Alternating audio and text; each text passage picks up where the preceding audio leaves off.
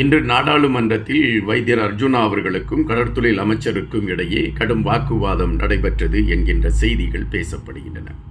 எதற்காக இந்த கருத்து மோதல் ஏற்பட்டது என்கின்ற பொழுது, வைத்தியர் அர்ஜுனா அவர்கள் ஒவ்வொரு வருடங்களும் நடந்த செயல்பாடுகளை மையப்படுத்திய புள்ளி விவரங்களோடு கருத்துக்களை கேட்டதாகவும், அந்த கருத்துகளுக்கு கடற்தொழில் அமைச்சர் தவறான பதிவுகளை முன்னெடுத்து வைத்தார் என்பதை மையப்படுத்தியும் இந்த கருத்து மோதல்கள் ஏற்பட்டதாக செய்திகள் வருகின்றன. அதே வேளையில் கடற்தொழில் அமைச்சர் நான் பேசுகின்ற தமிழை வைத்து என்னை கொச்சைப்படுத்தி பேசுகின்ற நிகழ்வுகளை எடுத்துக்கொண்டு இருக்கிறார்கள் என்று வேதனைப்பட்ட ஒரு நிகழ்வையும் நாம் இங்கு பார்க்க வேண்டியதாக இருக்கின்றது. அதுபோல இன்னொரு களத்தை நோக்கி பார்க்கின்ற பொழுது, பிள்ளையான் அவர்களிடமிருந்து பெறப்பட்ட வாக்குமூலத்தின் அடிப்படையில் அரசு அதிரடி கைதுகளை மேற்கொள்ளும் என்கின்ற செய்தியும் வந்த வண்ணம் இருக்கின்றன. தற்பொழுது கடற்தொழில் அமைச்சருக்கும் வைத்தியர் அர்ஜுனா அவர்களுக்கும் இடையே ஏன் மோதல் ஏற்பட்டது? இந்த கேள்விக்குள் நாம் செல்வதற்கு முன்பாக எங்களுடைய இந்த வலையொலியை பகிர்ந்தளிக்காத தோழர்கள் இருந்தால் பகிர்ந்தளியுங்கள். நாங்கள் வெளியிடக்கூடிய காணொளிகள் உங்களை வந்து அடைவதற்கான ஒரு களத்தை எட்டும். இங்கு பிரதானமாக பார்க்கக்கூடிய விடயம் ஒன்று, கடற்தொழில் அமைச்சர் அவர்களுக்கும் வைத்தியர் அர்ஜுனா அவர்களுக்கும் நெடும் காலமாக, அவர்கள் பதவியேற்ற காலத்திலிருந்தே ஒரு கருத்து மோதல் தொடர்ந்து கொண்டே இருக்கின்றன. ஒரு கட்டத்தில் கடற்தொழில் அமைச்சர் யாழ் பகுதி மக்கள் இந்த வைத்தியரை ஓட ஓட விரட்டி அடிப்பார்கள் என்று அவர் நாடாளுமன்றத்திலே எடுத்து வைக்கக்கூடிய நிலைமைக்கு தள்ளப்பட்டார் என்பதற்கு இவர்களுடைய கருத்து மோதல் ஒரு காரணமாக இருக்கின்றது. வைத்தியர் அர்ஜுனா அவர்கள் ஒரு கேள்வியை கேட்கப் போகிறார் என்றால் அந்த கேள்வியை குறித்து அனைத்து விடயங்களையும் தெள்ளத் தெளிவாக எடுத்து வைத்து கொண்டுதான் அந்த கேள்வியை கேட்பார். அவர்கள் என்ன பதிலை சொல்வார்கள், அந்த பதிலுக்கு நாம் என்ன விளக்கம் கொடுக்க வேண்டும், அந்த விளக்கத்தில் இருக்கக்கூடிய உண்மை நிலை என்ன, அது மக்களுக்கு ஏற்புடையதாதா அல்லது மக்களுக்கு சாதகமானதா போன்ற பல விடயங்களை குறித்து ஒரு ஆய்வு செய்துவிட்டு தான் தன்னுடைய அந்த கேள்விகளை வைப்பார்.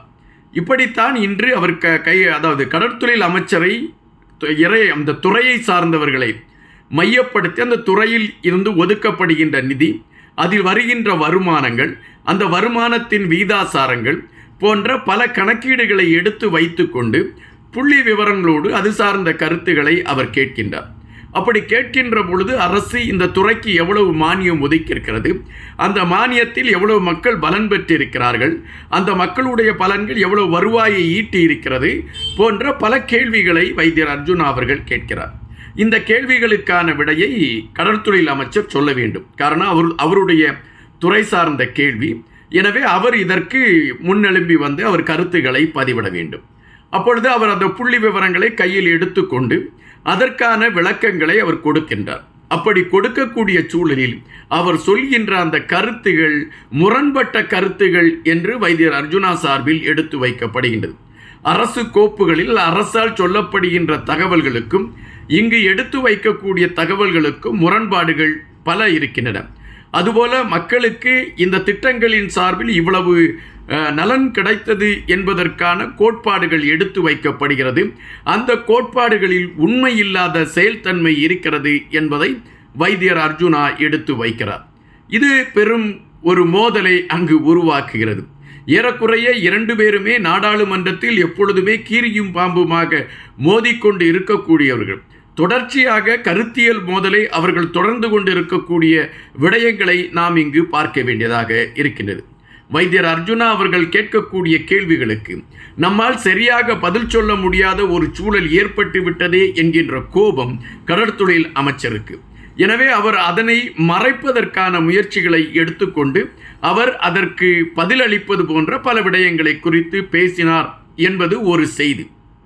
இந்த சூழலில் கடற்தொழில் அமைச்சர் பேசிய தமிழை மையப்படுத்தி ஒரு சிலர் அவரை இழிவாக பார்க்கிறார்கள் அல்லது ஏளனமாக பார்க்கிறார்கள் என்கின்ற ஒரு செய்தி எடுத்து வைக்கப்படுகின்றது. கடற்தொழில் அமைச்சர் அதனை மையப்படுத்தி மிக வேதனையோடு கருத்துக்களை பதிவிட்டிருக்கக்கூடிய விடயங்களையும் நாம் இங்கு பார்க்க வேண்டிய ஒன்றாக இருக்கின்றது. அப்படி கடற்தொழில் அமைச்சரை ஏளனமாக பார்த்த எதிர்க்கட்சிகளை சார்ந்தவர்கள் யார்? கடற்தொழில் அமைச்சர் பேசிய தமிழ் அவர்களுக்கு ஏன் ஒரு வேதனையை உருவாக்குகிறது? இந்த கேள்விகளையும் புறந்தள்ள முடியாத ஒன்றாக இருக்கின்றன. கடற்தொழில் அமைச்சரை பொறுத்தமட்டில் அவருடைய பேச்சு, அவருடைய பாணி, அவருக்கென்று ஒரு தனி களத்தை அவர் எடுத்துக்கொண்டு இருக்கின்றார். அவர் நாடாளுமன்றத்தில் பேசுகின்ற பாணி, அதை எடுத்து வைக்கக்கூடிய தகவல்கள் மற்றவர்களுக்கு அது எப்படி சென்றடைகிறது என்கின்ற விடயம் கேள்விகளாக இருக்கின்றது. இந்த சூழலில் கடற்தொழில் அமைச்சருடைய தமிழை, அவர் பேசுகின்ற கருத்துக்களை மிகவும் ஏளனமாக பார்க்கக்கூடிய நிலைப்பாட்டை ஒரு சிலர் எடுத்துக்கொண்டு இருக்கிறார்கள் என்கின்ற விடயங்கள் பேசப்படுகின்றன. கடற்தொழில் அமைச்சர் எடுத்து வைக்கக்கூடிய கருத்து தமிழில் அவர் எடுத்து வைத்திருக்கின்றார். அவர் என்ன குறிப்பிடுகின்றார் என்றால், என்னுடைய தாய்மொழி தமிழ், அந்த தாய்மொழியில் நான் எடுத்து வைத்தால் தாய்மொழியை சார்ந்தவர்கள் அதை புரிந்து கொள்வார்கள் என்கின்ற நிலைப்பாட்டில் அதை எடுத்து வைக்கின்றேன். ஆனால் எதிர்க்கட்சிகளை சார்ந்தவர்கள் என்னுடைய தாய்மொழியை கொச்சைப்படுத்துகிறார்கள், என்னை ஏளனமாக பார்க்கிறார்கள். நான் பேசுகின்ற விடயங்களை ஒரு பூதகரமாக அதை பார்க்கக்கூடிய ஒரு மனநிலையிலே அவர்கள் பயணிக்கின்றார்கள். அவர்களை பொறுத்த மட்டில் நான் அவர்களுக்கு ஒரு ஏளன பொருளாக தென்பட ஆரம்பித்திருக்கிறேன் என்று கடற்தொழில் அமைச்சர் மிக வேதனையோடு இந்த கருத்துக்களை பதிவிட்டிருக்கின்றார். உண்மையிலே கடற்தொழில் அமைச்சர் பேசுகின்ற தமிழை ஏளனப்படுத்த வேண்டும் என்று எதிர்க்கட்சிகள் துணிந்து செயல்படுகிறதா, அல்லது திட்டமிட்டு கடற்தொழில் அமைச்சரை ஓரங்கட்ட வேண்டும் என்கின்ற நிலைப்பாட்டில் முனைப்புடன் அதற்கான காய்களை நகர்த்துவதற்கான களங்களை எடுத்துக்கொண்டு எதிர்க்கட்சிகளை சார்ந்தவர்கள் இதுபோன்ற செயல்பாடுகளை கையில் எடுக்கிறார்களா என்கின்ற கேள்விகளும் எழும்பிக் கொண்டு இருக்கின்றன. ஆனால் இதற்கான விடைகள் என்ன, இந்த விடைகளுக்கான பதில்கள் எங்கு, இந்த விடைகளுக்கான பக்கங்கள் எங்கிருக்கிறது, அந்த பக்கங்களை யார் வைத்திருக்கிறார் போன்ற விடயங்கள் மிகப்பெரிய கேள்விகளாகவே இருக்கின்றன. இங்கு கடற்தொழில் அமைச்சர் அவர்களுக்கும் வைத்தியர் அர்ஜுனா அவர்களுக்கும் இடையில்தான் அடிக்கடி மோதல் ஏற்பட்டு கொண்டு இருக்கின்றது. ஆனால் எதிர்க்கட்சியை சார்ந்தவர்கள் பலர் கடற்தொழில் அமைச்சரை மிகவும் ஏளனமாக பார்க்கிறார்கள் என்கின்ற கருத்து புதிதாக இருக்கின்றது. அப்படி என்றால் கடற்தொழில் அமைச்சருடைய செயல்பாடுகளை குறைவாக மதிப்பிடுகிறார்களா எதிர்க்கட்சியை சார்ந்தவர்கள், அல்லது கடற்தொழில் அமைச்சரை ஏளனப்படுத்தி அரசியல் களத்திலே அவரை ஒன்றுமில்லாதவர் என்கின்ற நிலைப்பாட்டை உருவாக்கி ஒட்டுமொத்தமாக அவரை அரசியல் களத்திலிருந்து பின்தங்க வைத்து விடலாமா என்கின்ற கேள்விகளோடு இவர்கள் பயணிக்கிறார்களா என்கின்ற கேள்விகள் எல்லாம் எழும்ப தொடங்கி இருக்கின்றன. ஆனால் இங்கு ஒரு விடயம் மட்டும் மிக தெளிவாக நம்மால் பதிவு செய்ய முடியும்.